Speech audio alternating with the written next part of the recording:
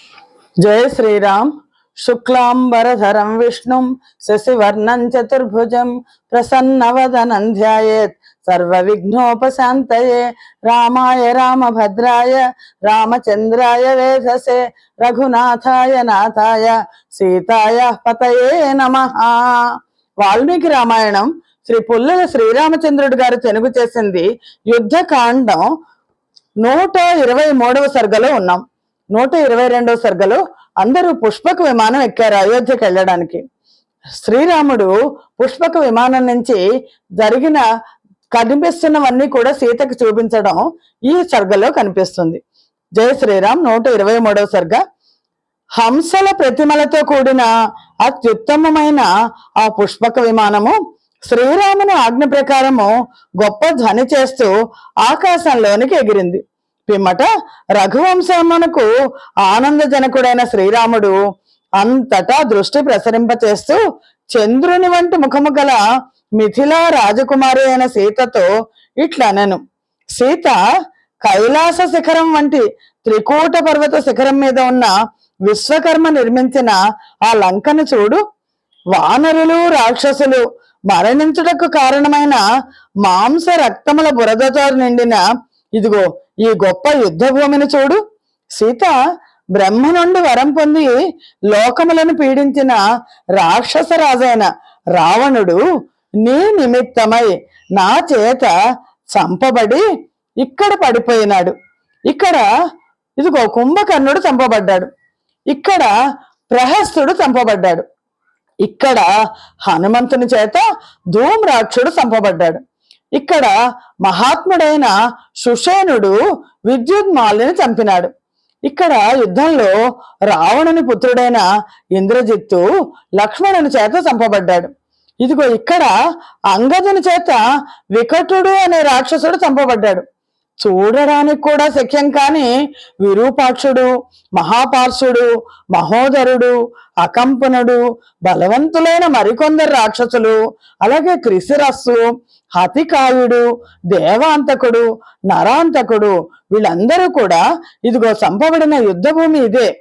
యుద్ధోన్మత్తుడు, మత్తుడు అనే ఇద్దరు రాక్షస శ్రేష్ఠులు, అలాగే నికుంభుడు, కుంభుడు అనే కుంభకర్ణుడి పుత్రులు, వజ్రదంష్ట్రుడు, దంష్ట్రుడు, ఇంకా చాలా మంది రాక్షసులు ఇదిగో ఈ యుద్ధ భూమిలో చంపబడ్డారు. ఎదిరింప శక్యం కాని మకరాక్షుణ్ణి నేను ఇక్కడ యుద్ధంలో పడగొట్టి తిని. మొత్తం యుద్ధ భూమి అంతా చూపిస్తున్నారు. చూపించాక ఆయన ఇంకా చెప్తున్నారు శ్రీరామచంద్రమూర్తి, మహాయుద్ధములో అకంపనుడు, పరాక్రమవంతుడైన శోణితాక్షుడు, యూపాక్షుడు, ప్రజంగుడు చంపబడ్డారు. ఇదిగో ఇక్కడ చూడడానికి భయంకరుడైన విద్యుజ్జహ్నుడు, యజ్ఞశత్రువు, గొప్ప బలం గల సుప్తఘ్నుడు, సూర్యశత్రువు, బ్రహ్మశత్రువు చంపబడ్డారు. ఇదిగో ఇక్కడ 1000కి పైగా మించిన సవతులతో కూడిన రావణుని భార్య మండోదరి రావణుని కొరకై ఇదిగో ఇక్కడే విలపించింది. సీత, మేము సముద్రాన్ని దాటి ఇదిగో రాత్రి విడిసిన సముద్రపు రేవు ఇదిగో ఇటు కనబడుతోంది చూడు. ఓ విశాలాక్షి, ఇదిగో నీ కొరకై నేను సగర చక్రవర్తి తవ్వించిన లవణ సముద్రం మీద కట్టించిన నలుడు కట్టిన అదిగో సేతువు, రామసేతువు. సీత, క్షోభింప శక్యము కాని వరుణుని వాసమైన ఇదిగో ఈ సముద్రాన్ని చూడు. ఇది అవతలి ఒడ్డు లేదా దీనికి అన్నట్లు చాలా విశాలంగా ఉండి గర్జిస్తోంది. శంఖాలతోనూ ముత్యపు చిప్పలతోనూ వ్యాకులంగా ఉంది. సీత, అదిగో మధ్యలో, సముద్రం మధ్యలో ఈ బంగారు మైనాక పర్వతాన్ని చూడు. ఇది హనుమంతుడికి విశ్రాంతి ఇవ్వడం కోసం సముద్రాన్ని భేదించుకొని పైకి లేచింది. ఇది సముద్రం మధ్యలో, సముద్రం మీద కట్టిన సేతు మధ్యలో ఇదిగో సేన విడిది చేసిన చోటు. ఇక్కడ అదిగో పూర్వము సర్వసమర్థుడైన శివుడు నన్ను అనుగ్రహించాడు. నేను శివ ప్రతిష్ఠ చేసిన చోటిది. అదిగో కనబడుతోంది మహాత్ముడైన సముద్రుని సేతుబంధము అని పేరు గల 3 లోకాల్లో పూజించబడిన తీర్థం. ఇది చాలా పవిత్రమైంది, మహాపాతకాలను నశింపజేసేది. ఈ స్థలమునందు ఇదిగో రాక్షసరాజైన విభీషణుడు నా వద్దకు వచ్చినాడు. సీత, ఇదిగో ఇక్కడ చిత్రములైన వనాలు ఉన్నాయి కదా, అందమైన సుగ్రీవుని నగరం ఉంది కదా కిష్కింధ, అదిగో కనబడుతోంది. ఇక్కడే నేను వాలిని చంపాను.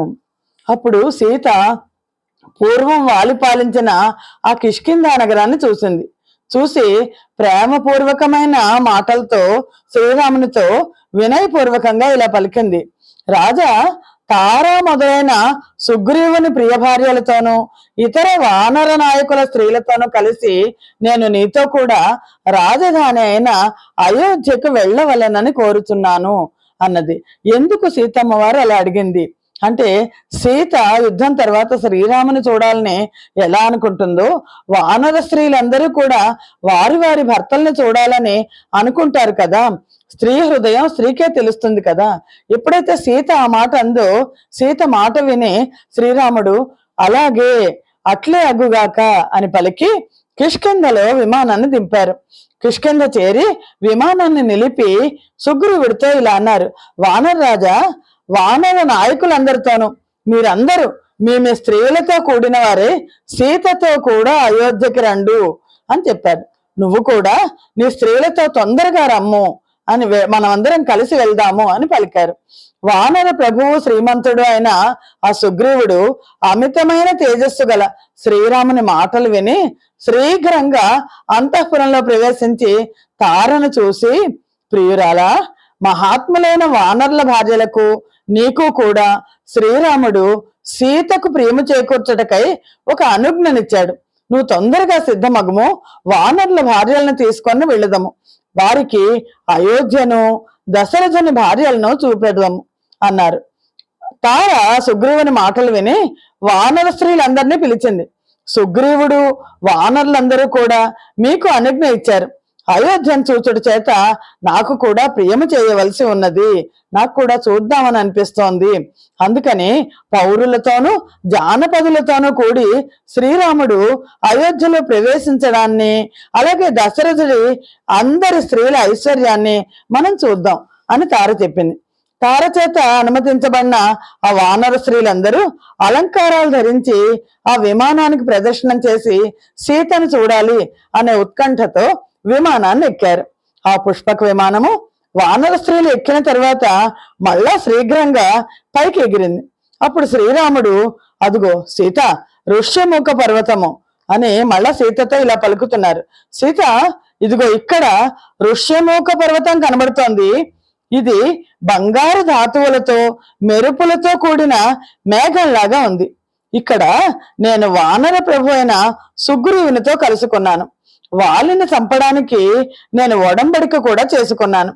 పద్మములు కలది, చుట్టూ విచిత్రములైన వనములు ఉన్నది అయినా ఈ పంపానది కనబడుతోంది కదా. నేను నీ వియోగము చేత చాలా దుఃఖితుడనే ఇక్కడనే విలపించాను. ధర్మమును ఆచరించు శబరిని నేను ఈ పంపా తీరమునందే చూశాను.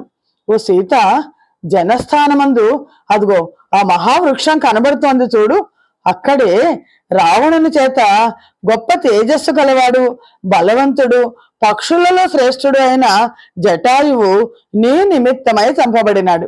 నేను కరుణ్ణి, దూషణుణ్ణి, గొప్ప పరాక్రమం గల త్రిశిరస్సుని చంపిన మన ఆశ్రమం ఇదే. రాక్షసరాజైన రావణుడు నిన్ను బలాత్కారంగా అపహరించి తీసుకుపోయిన అదిగో పర్ణశాల ఇక్కడ కనబడుతోంది చూసావా. అక్కడ పైనుంచి విమానం వెళ్తుంటే కింద నెమ్మదిగా అన్ని చూపించుకుంటూ వెళ్తున్నారు. ఇదిగో రమ్యమైన నిర్మలమైన ఉదకం గల శుభకరమైన గోదావరి నది.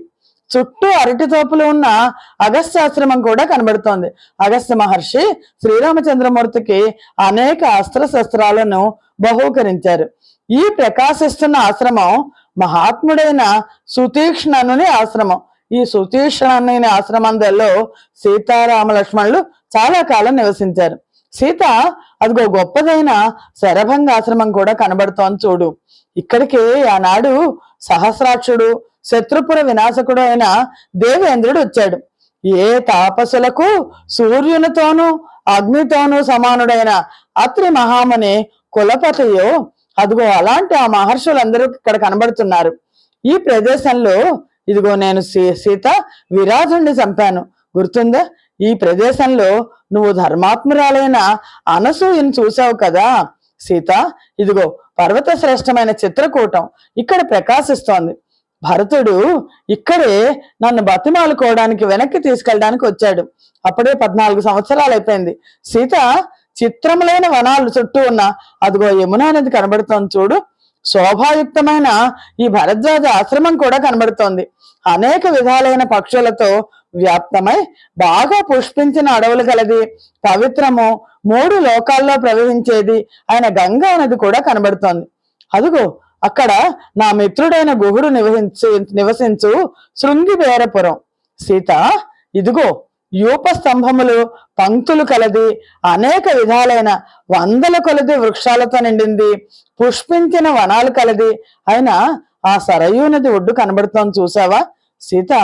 అదుగో ఆ సరయూ నది దాటితే మా తండ్రి గారి రాజధాని అదుగో అటు కనబడుతోంది. ఓ వైదేహి, తిరిగి వచ్చావు, అయోధ్యకు నమస్కారం చేయము అన్నారు శ్రీరామచంద్రమూర్తి. పిమ్మట ఆ సమస్త వానరులు ఎప్పుడైతే శ్రీరామచంద్రమూర్తి అయోధ్య పేరు చెప్పారో సమస్తమైన వానరులు లేచి సంతోషంతో అయోధ్య నగరాన్ని చూశారు.